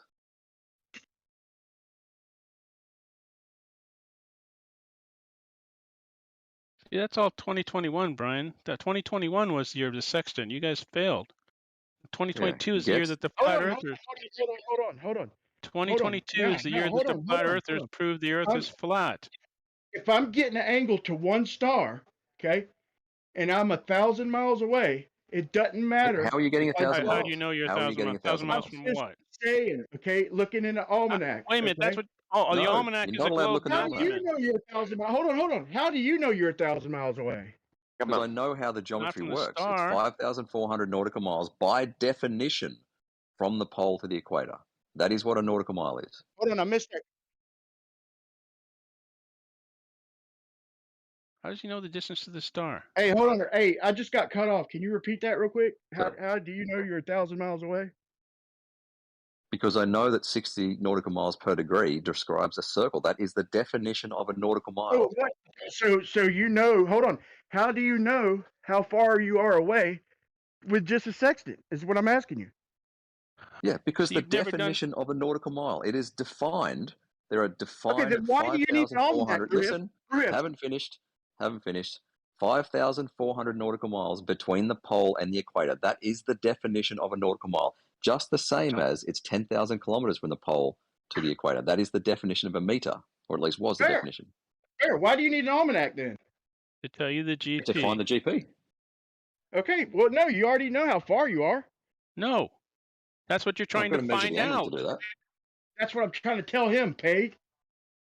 But you need the almanac for the GP. And by the way, the almanac is based on the globe. Thank you very much. The almanac is based on a celestial sphere. You could call the it. almanac is you based could on the call it a globe. ground sphere. It's based on 60 nautical miles per degree.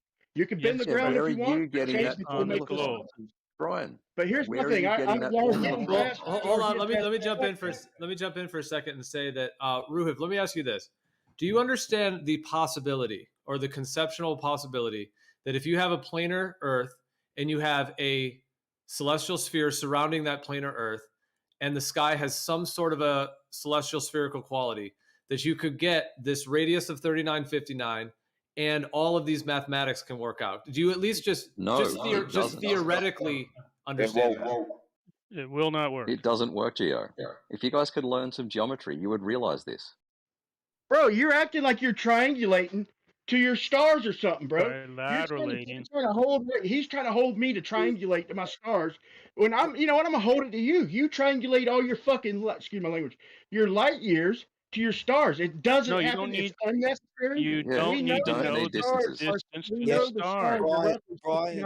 The distance to the star does not matter. All you care about is the ground position of the star at the time you look at it. But you don't give a shit. That's why you're not triangulating. You're trilateralating. Shills. Ruhif, can you explain to Gio why what he presented to you is impossible? One second. Yeah. All right. I think we could also take the heat down. It's been getting quite heated to where it's been intense. We could probably dial it back because I want to actually understand what you're saying. Okay, so your celestial sphere, I know what concept you're trying to describe. All right, it's like it's a theoretical concept of a shell, right? But what they're describing is not reality. Bro. Hold on, Brian. Just let Ruhif go for a bit. Yeah. So what you're describing is in reality a theoretical shell around the Earth where each star has a right ascension and a declination, right? But the actual position of those stars is not on that shell, right? It's just a theoretical concept. Same as like latitude and longitude. The actual stars are effectively an infinite distance away, all right? So in reality, when you try and apply any sort of trigonometry to it, it's going to fail if you assume a flat Earth because these stars are in a position. The only way it works is if the stars are effectively infinite and we're on a circle, on a sphere. That's the only way that the formula works, the 69 miles per You're degree. not triangulating to them then. You're just saying infinite. I'm not correct. I'm not triangulating to them. Don't triangulate to them. That's what we're trying to get across to you. No, wait. The reason you keep cutting me off, Paige. That's because you don't triangulate to them. For fuck's sake, how many times you got to say this? On either model, Paige. Okay, please let me respond. You trilateralate to them. Stop saying triangulation. Let me respond. I'm not trying to have that debate right now. What I'm trying to tell Ruif, I'm trying to respond to what he just said. Okay, he thinks it's a coincidence that our vision, our perspective, and our angular resolution matches the globe math. He thinks that's all a big coincidence. So we have an apparent. Hold on, we have an apparent atmospheric dome, okay, like a freaking what you call it circle is 1.22, okay, and the 0.02. All the math corresponds, man. It's not a coincidence, man. Anyway, thanks for letting me finish. Ruhif, let's go back to. I don't feel like you fully presented what you were saying though. You never really Okay. well, if you want to respond to Brian, you can, but you also never really fully. You said it just doesn't work, but you didn't really provide any reasons why. Well, okay. So there's either the concept, the what's the word? I don't want to say the real concept, the astronomical concept of that spherical shell, right, around the globe Earth that we can set right ascension and declination to. Well, I'm talking about a planar Earth XYZ axis, which is surrounded by a celestial sphere, which is, let's just call it the top half of a dome for the moment. Yes. Okay. But are you saying the stars are on that dome a certain distance away? No. This is the distinction. Okay. So then that thing is just a theoretical construct, right? Just like it is in astronomical reality. Well, you can triangulate them to that. You can triangulate them to that 3959 number. No, you can't. Do it. But other than that, stars are on no, the dome, you can't. do it. This is the whole point: is the trigonometry fails. So you don't want to acknowledge that 1 degree. You don't want to acknowledge that 1 degree, no matter where we're at around Polaris, no matter what direction you go, if you go 1 degree, it will triangulate to 3958.7. Now, if we go 2 degrees, okay. The point is, no matter what direction, let me finish, man. Please, dude. I just want to finish. I'm almost done. No matter what direction we go away from any star, if we go in each and every direction, if we go equidistant, we're going to get circles of equal altitude. They're going to triangulate to the same amount. Okay. Whether they don't match up, whether they don't match up with each other, you just couldn't help it. Polaris changes its altitude. Whether they match up with each other or not doesn't matter. Let They him only finish. do one star at a time. That's the whole point. Whether they match up with each other from different spots doesn't matter. They match up. Right. They have circles of equal altitude around them. So no matter what distance you are, okay, around that star, like I said, you go any direction you want, and you are going to be equidistant with the equal angle. And we all know that 69 miles per degree is for the stars. Okay, you can't have that. It doesn't work on a flat Earth. Put your stars at infinity. That's my claim. No, you put your star at some relatively close distance and do the fucking trig. Do the trig. I don't care what perspective. You don't like to acknowledge perspective, bro. I do. Oh, well, whatever. Do whatever like calculation you like, Brian. Do whatever calculation you like. I want to see trigonometry. 80 degrees, 45 degrees, 60 degrees. Do it. Well, I guarantee you, dude, that's why I made an equation, man. Yeah, and I showed your equation that when you get down to 15 degrees, you're like 350 miles that's off. because terrestrial refraction, bro. Bro, hold on. When you get down to 15 degrees, the sextant only works 120 degrees for your globe, okay? Have you tried to... there are... Yeah, no. I've already did the research, okay, before I even put out the model, and it's 120 degrees. It's 60 degrees on each horizon. Below that, it says that the measurements are grossly inaccurate. Quote. No, not grossly inaccurate. Go and get the refraction tables from the almanac. 20, okay? But that's where terrestrial refraction starts kicking in, and that's the next model coming out. My next model is terrestrial refraction when you start getting low. But that's where you start breaking down on the globe as far as your angle measurements also, Ruif. Ah, Brian.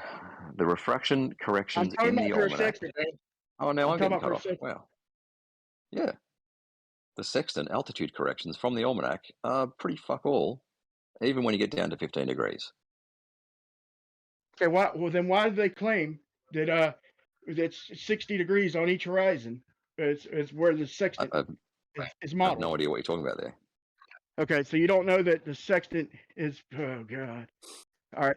Sometimes, dude, I think you're being dishonest, but maybe you haven't looked into that. But will you give me a practical demonstration of a sextant measurement with stars 15 degrees on the horizon? Sometimes you can't even see it.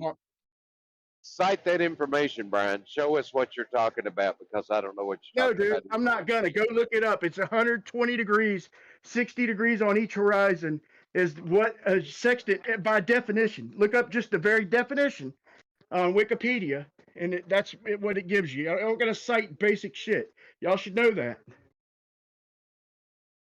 All right, well, maybe we should kind of move to a somewhat of a different topic, because we've been on this one for quite a while. Yeah, Merle, you were going to say something before too. Go ahead. I find it really interesting what what you raised about the celestial sphere, and some people around me are starting to realize that the stars seem to travel always east to west wherever you are on the Earth, and Except when depending you're looking at on the what celestial pole. well, depending on what direction you're looking at, a classic baller argument is that one side of the sky rotates one way and the other rotates another way. But that all depends on what direction you're facing in, we're starting to figure out. And if we can establish this, it sort of seems like whether it's a celestial sphere or an actual wheel, like they say, like that's more based on the astrological wheel, the wheel of fortune, then it could just turn like a big wheel, and then depending on what side of the Earth and direction you're facing in, I think we could get to the bottom of this. And I think this is a lot of flat earthers at first. When I first entered into the arena or whatever, the focus was on the Earth, and the sky was kind of seen as a red herring at first and a distraction. But now it's really coming in that the two systems are very much part of the whole, I guess. And once we incorporate the two, then we have the whole system. No, it's still a red herring, because in order to use the stars or whatever kind of celestial objects to know what's going on, you'd have to go there and actually know the medium that it's going in between. Is there magnification? Is there a reflection happening? Is there some kind of crazy refraction happening? We don't know, because we've never been to these places to verify and validate it. This is all based on a globe assumption. Yeah. This new guy. Also, man, we do know that we see in a personal atmospheric dome. I don't think anybody would disagree with that. You don't have to call it that, but we see a personal dome around each and every one of us. So call it what you want. It has nothing to do with Earth curve or clouds. You know, you'd be able to see clouds 400 miles away, like Wikipedia claims, which is laughable. This new guy, which is an old guy, this flat Earth math. He talked to Chemo, and they got the understanding that says if it's a dome, or if it's a flat Earth or a globe Earth, you do have a personal sky dome. This guy was on board with the Walter Bislin model, and he basically said, "Hey, talking about the Earth isn't going to get there." He said you need to invoke the sky, and I guess that's a problem, because in astronomy it straight up says Earth is not included in these observations at all. The Earth is completely factored out. I mean, I just want to use the sky. I just want to use the sky. I want to use the sky because, like I said, you don't know if the angle. All we have is apparent positions up there. We don't have actual positions. If we had actual positions, I don't think this would even be a thing. But it's all apparent positions, and they want to know why is an apparent position blocking another apparent position. You know, shit like that. Why is my angles of this apparent position lining up to what looks like it could be a globe when it's just an apparent position and not actual? To keep you distracted, keep you looking away from get your eye off the prize, and then they can do some sort of sleight of hand, and then be like, "Gotcha, another generation gone." We'll just kick the can down the road again. Yeah, that's where the sleight of hand comes in in terms of some of this mathematics. Like, there is a spherical quality, I think, to the universe in general. So some of this is just being reverse engineered. Like, I guess Ruhif is I think he's deaf, and so maybe he's not still here. But but what he was describing, it's like a sleight of hand magic trick to use these spherical data sets to then assume that you're on a sphere. Yeah, he says this math guy, Father of Math, says if you only use the Earth in the human level, it's flat. It's undeniably flat. He goes, you need to look at clues. It kills me that they try to claim 60 nautical miles per degree as their own. Okay, I'll say this. If their stars are infinitely far away, yeah, that would work on a sphere. But they ain't doing no triangulating to their stars. They're just pointing in a general direction, okay, and they're necessitating infinite distances of all these light years. But they got to prove that. And as far No, as 6 no, nautical we miles per don't. degree, that is that's empirical. That no matter what the shape of the Earth is, that's what we see, and that goes for whatever model. You can have different We don't explanations, have to prove it. but that's We have empirical. to That come up with a doesn't model belong to that the makes globe. Just so you accurate know. predictions in reality. Our model makes accurate predictions in reality. The end. You guys don't. It's a Tony, contradiction you in the want us to model. triangulate. You try and break Ruhif, us down by triangulating, but you're not triangulating, bro. and Correct. Ruhif, We're not triangulating to stars. Correct. So why but should we Ruhif, have to? hang on, Because Brian. you are claiming they are close. It doesn't We really can't work triangulate like them that. light years away. Listen, Ruhif, you should My be coming equation from claims they're close. I don't Brian. claim it. Can I My just have equation claims. Sorry, go ahead, bud. like Ruhif? You should be in the confident position, like just sitting there in the driver's seat. You guys have got the maps, the coordinate systems. I mean, you're in the winning position, right? Yes. What needs to Well happen spotted. now is it should stand up to scrutiny, whatever we can throw at it. If it's bulletproof, airtight, waterproof, you'll come out on top. So just don't worry. Just sit back and enjoy the ride and help us find where the magic trick is, because that's what we're all sure of. We're just trying to figure out what they've actually done. And it does seem like reverse engineering. There is a lot of evidence to support this, whether you accept that or not. There is We want to literally know how the nothing magic wrong. trick works.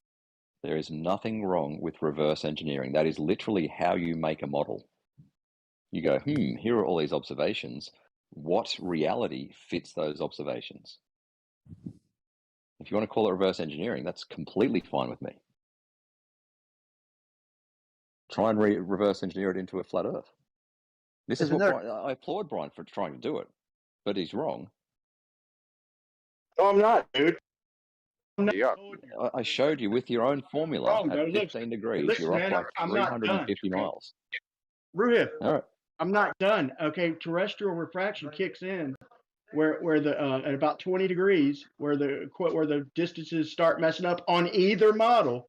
Okay, that's in my model. That's where terrestrial refraction also plays a part. Okay, and that's what I'm working on now. So I'm not wrong. I'm not done. Okay, but it works for any angle you're going to use a sextant with. It's going to work, and it's going to work good. And I worked my ass off on that, man. For you to just smash it with 2 words is kind of fucked up, dude. No, like I said, I applaud you for trying, Brian. I applaud you for coming up with a formula, trying to fit observations to reality. That's awesome. Yeah, I wish more flat earthers would do it. It's their contradiction. They tell you the stars are infinitely far away. They're this far away. And then they'll tell you each one. Effectively infinite when you're talking about a triangle to them, right? Yeah, a contradiction. Oh, do you know what effectively means? In reality, right? The light from Polaris. In my video, I calculated that the light from Polaris from 2 observers on the Earth is 1/10000000th of a degree apart from parallel. Well, Ruhif, your entire premise before was that the stars have to be a quote-unquote near infinite distance away. So, yes. Right. So there's a huge problem in that logic.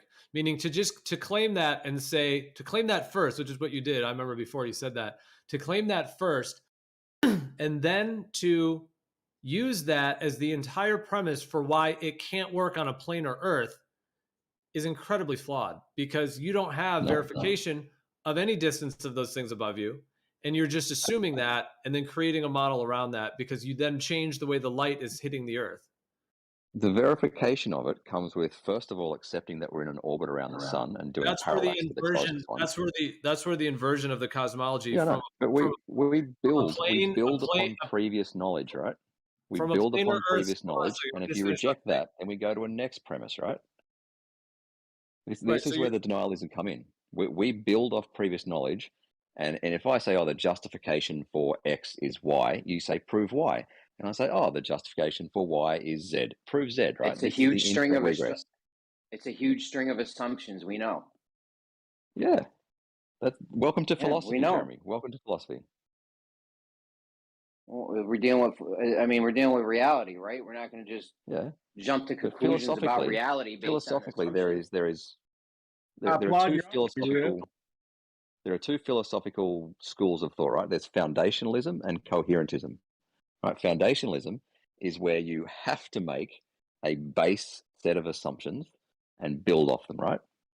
So in that respect, we're going to, I'll say X is justified by Y, prove Y, Y is justified by Z, prove Z, Z is justified by whatever, right? We get back to these base assumptions. Or there's coherentism, whereas as long as your model matches reality, it doesn't need any prior justification, right? And there are mixes between foundationalism and coherentism as well.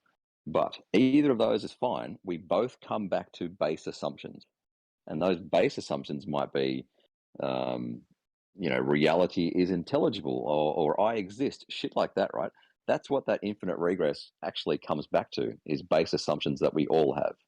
So this bullshit about proving stuff, it's bullshit. That's where that No, it ain't. No, it ain't. getting this. Wait, hold on. Does my model so my model works perfectly on from like 65? Well, let's just be conservative. Works perfectly from the clouds down. If you look on the horizon, and basically from the cloud layer down, and like I said, I do need a model for underneath the clouds, and that is where I'm working on my. I'm almost done. I'm working on my terrestrial refraction, but hold on. The sextant is only claimed to work. Like I said, they only claim it. Okay, 60 degrees down. Do you think they're using the sextant to shoot 15 degrees stars? No, they're not. If you don't believe me, look it up. Why would they even do that? I mean, they don't have to, but B, it says because it's grossly inaccurate. And but Not anyway, grossly. look at the corrections in the refraction table. Yeah, no, you look it up, bro. You look it up. They don't. I did. Look, you don't use a sextant for stars close to the horizon. Okay, it's not accurate. Above 15 degrees. Above 15 degrees. All right. See, you got to use the refraction thing because you're just dealing with apparent positions. You don't have actual positions. You can't prove that your refraction calculations or your refraction table is giving you an actual position because there's no way for us to verify that. There's no way for you to verify that is the actual. Yes, you can send up fucking weather balloon data. Still works, doesn't it? Yeah, that's where the main point. It works, right? But you can't prove verify the refraction numbers.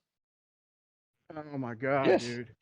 So now you're claiming that they're using sextant readings at 15 degrees. You can, yes, yeah. And if you have a look at the refraction table, it will show you. And Ruhif claims accuracy. We repeat that for me. Yeah, I can show you how those refraction numbers are derived by empirical weather balloon data measurements. So the sextant is no longer for 120 degrees. It's now. I have no idea what you're saying. It's now 180 degrees, right? What is 120 I say above 15 degrees, you can get what's the word? Variations in refraction. Yeah. I repeat though. So the sextant is no longer a tool for 120 degrees. It's now 100 and what do you call it? You're calling it 170? What's your degree? You're saying.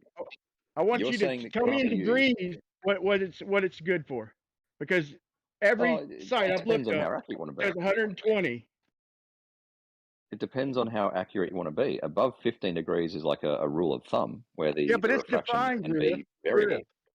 Sorry to cut you off, but it's defined as it's not tool. Defined. It's a rule of thumb. 120 degrees, and if you're going to expand that, I want you to tell me the degrees. Like, are you claiming it's good to 150 degrees? I want to hear Ruh's claim. Yeah, it depends on what accuracy you want. Once you get, like, the rule of thumb is once you get below 15 degrees, then the refraction can be variable to throw you off by a couple of arc minutes, which will throw off your position by a couple of nautical miles. Oh my god, dude! I heard one of the old sailors say that with any sextant reading, they say that you can get within a mile or so, but he's never claimed to get within 20 miles for any sextant reading. And that was one Bro, of the you're old saying he skits. can't If get you don't within. believe me, I'll just throw it in a video, man. I feel like everything I say is being, even the definition of the section, what it's used for, what it every site says 120 degrees, and you say now all of a sudden 15 degrees, they're off by a fucking mile, dude. I don't Dude, even that know is what you're talking about, Brian. that's a joke, bro. I don't even know what you're talking about with this 120-degree thing. I'm not following what you're talking about with Well, 120 picture this, degrees. Howard. It's 180 degrees from horizon to horizon. Okay, so Yeah. anything under 30 degrees above each horizon, it's basically 120. You know, take away from the 180 is That's the better grossly, way to say it, grossly. Brian. Their words, grossly grossly inaccurate. 30 under 30 degrees. If he can't get within 20 nautical miles, I think he's just shit, to be honest. Well, according to you, 15 degrees, you could do the calculation to get within 1 mile. Do you think 1 arc second is only a mile? I know, You think 1 that only arc equates minute. to a mile at 15 degrees? 1 arc minute. Hey guys, I just wanted to. Hey, can you hear me real quick? Yes. Okay, yeah, my internet actually went out for the last couple minutes. It just came back on. Shit. So, but yeah, you can hear me now. Yep. Okay, all right, cool. Yeah, I just wanted to say, yeah, it's getting. This show is about a 2-hour show, so yeah, we're getting just about to the end of the actual 2 hours. So I'm going to end this stream in a couple minutes, and then I'll just create an after show stream so we can keep going on the after show. But so yeah, I just wanted to say, yeah, thanks everyone for the show. It was a good show. It was cool. Kind of at the beginning, yeah, we just started out more like talking about kind of philosophy, and that was a cool beginning. And then kind of this last half, you guys were going heavy with the. Yeah, but if I came off too heavy, I do apologize.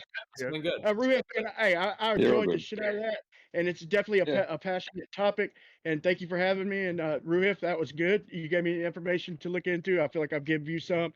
We'll come back, you know, and get it. But I've kind of come off heated and all that. But no, it's totally cool, man. It's just a passionate subject, man. Thank you for having me. Yeah. I love you too, Brian. Seriously. All good. Yeah, no, I think You're having a go. Brian's having a go. It's good. You guys were a bit like talking at the same time, but actually, I mean, what you were hashing out was good stuff, and I'd like to hear more on that because yeah, there's a lot of details, and I think maybe yeah, like in the future, I think just one goal in general is just like, sometimes when it gets going real fast like that is just to try to.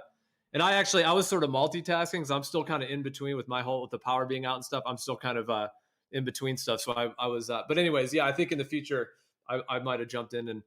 Just to kind of slow it down a little bit because when it gets to where two people are talking at the same time, it's hard to hear what each person's saying. And then at that point, it's more like a food fight rather than a discussion. Yeah. Have you entered the stream? Because I've got the refraction table in front of me. No, I haven't quite ended it yet. But yeah, I just want to say, yeah, if anyone wants to do a final thoughts, yeah, I just want to say, yeah, just thanks for the show back. You know, like I said, it was a whole week here. I've been completely out of power and out of commission. So probably will be a show tomorrow, possibly not on Wednesday because my power is supposed to be back on Wednesday. So I'm going to be kind of moving back to my house once the power's back on. So one of these days will probably be a day off when I'm doing that. But because yeah, like the power was out for so long. It's been 9 days now. So after like the 4th or 5th day, I decided to, yeah, just basically rent an Airbnb and get a place because the power was out for that long. So yeah, wow. I'm still kind of in between. Right now, I'm in the Airbnb place right now. Let me post this in the chat. That's crazy. I will have a look at it, but look, I'm gonna bring my refraction table too, man. We'll maybe pick it up tomorrow or Wednesday. That's but yeah, it's a great conversation, man. Great conversation. As long as it works, Brian. Yeah, do your best, yo, man. Let's keep it going, man. I understand the weather and all that, but yeah, man, let's get some momentum and this is yeah, we know you keep it civil. And yeah, this will be where it's at, man. 2022. Awesome. All right. Earth Awakening. The refraction table that I posted. For sure. Hold on, Rufus, just for a second. No, so I'll end the stream in a second, and I'll just fire up an after show stream so we can keep going. Yeah. But yeah, are there any other last thoughts? But yeah, I agree with what you just said there, Brian, for sure, man. And yeah, we'll keep it rocking. And yeah, I think there's so much more coming in these next. I mean, 2022 is going to be very interesting to see how. I feel like this is going to be a transitional year into the next phases for sure. So yeah, does anyone have any other last final thoughts? And I got one. Yeah, I'm right on board with that because now that they've given up on a lunar mission, indefinitely canceled, they've kind of got to bring the proof again because their whole shtick was what are Flat Earthers going to say when there's a base on the moon? They don't even have a spacesuit anymore. What are you going to say when they don't have a spacesuit? I got you. Yeah. Yeah, if you're doing a show tomorrow, I want to talk about. If you're doing a show tomorrow, I want to talk about spherical excess. Okay. Yeah. Let's do. We'll do one of the hours a spherical excess hour. Sounds good. I mean, all right. Do you think it would be enough for a whole hour? I mean, the shit I got to say is going to take 2 seconds. But well, but there's a lot to it. Yeah. Yeah. If we have some Globers on, it could take 8 hours. Possibly. Crit, did you say Artemis was cancelled, the moon mission? That's what he said. Yeah. Again, Howard? They have been pushing off. They have been pushing off this return to the moon thing. I mean, wow. So it was so easy to go there in 69, 70, 71. They just popped up there, bounced around, played golf, drove a car up there, but we just can't get back, huh? After all these years. They've been that's the two options. Either A, it's still the 78 mission that's just been rescheduled over and over and over again. All the way till now, they've rescheduled it again with no date given yet. Or it's been canceled over and over and over again. And then when people start asking questions, they give another date and then cancel that when it gets too close. Okay, but the whole thing hasn't been cancelled, right? It's just been delayed a little bit. No, it hasn't. 78. I can go with that. Yeah, sure. The whole thing's delayed since 78. Till the what? 1978 was when they first told. They said moon mission, return to the moon. Right. So it's been delayed now. It's been delayed since 78. Okay, I can go with that. Okay. But the article I'm reading now saying a launch in March or April this year, 2022. That's pretty close, right? Do you think it's going to get infinitely delayed again, or what's the story? Yeah, read that story. It's talking about something supposed to just see if it can even get there. Completely unmanned, and it's not going to come back either. Well, this sounds like yeah, we can continue this in the after show. Any other last final thoughts, or otherwise I can just. Sorry, you finished. Yeah. No. Any other final thoughts before I close out the show? No. Close it out, and then we'll keep talking. All right, sounds good. Yeah, thanks everyone for coming, and yeah, we'll continue doing the shows regularly. Like I said, I've had this huge snowstorm and power outage for the last week, so I've been pretty much not able to be on Discord at all, but should be back now. So yeah, we'll continue doing the show daily, and thanks everyone, and we'll do a show tomorrow. So we'll see you tomorrow, and I will just end this stream now, and then I'll just start up the after show stream, and we'll keep it going. Cheers, and happy New Year to everyone.